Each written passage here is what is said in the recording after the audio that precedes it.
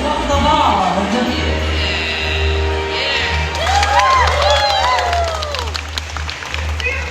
Performers and puppeteers constantly looking to perfect our artistry. We certainly don't do it for the money. Absolutely not. You do not accept payment. This is about art. Ladies and gentlemen, this world is filled with terms of courage, Gallantry, friendship, hope, and explosions.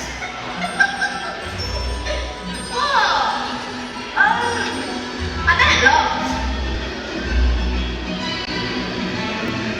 And some of the most famous of those tales come from a man who lived over 500 years ago. his name was Beetle the Bard, and he had one of the most luxuriant beards. Samuel, I hardly think that they care about his beard. Luxuriant beard. Took me to... Are you not quite finished? I would like to continue before my patience runs out. Look at that, Dirge. What's that, Sam? It's Beckett's patience running out. Hey! Sorry.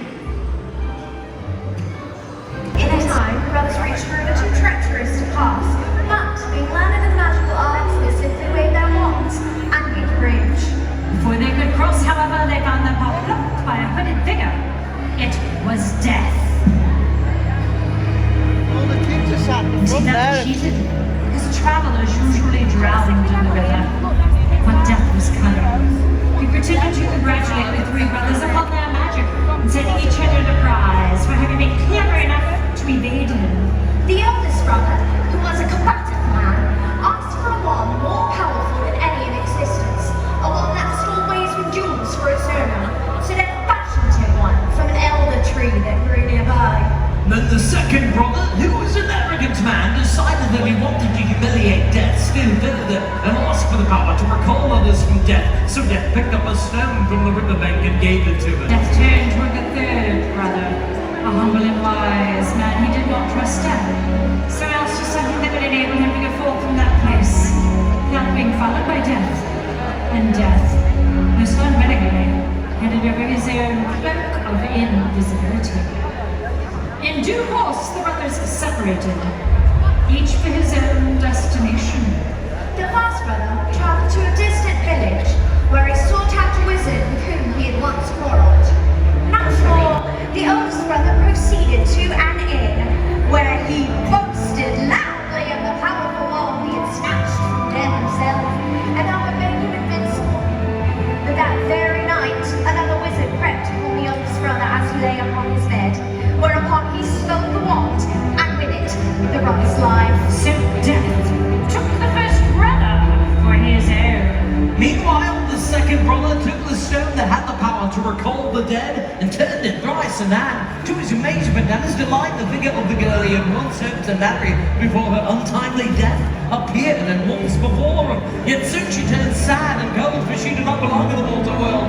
Driven mad with hopeless longing, the second brother took his own life so as truly to join her. And so death took the second brother for his own. As for the third brother, death searched for many years, but he was never able to find him. It was only when he attained a great age that the youngest brother shed the cloak of invisibility and gave it to his son.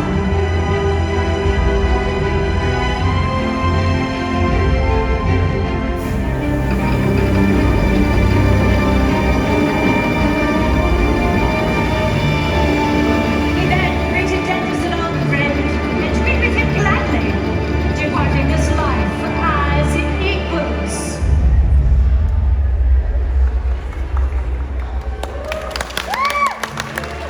Ladies, perhaps we should reserve your theatrical stylings for our next show. We must be off. Until next time, thank you.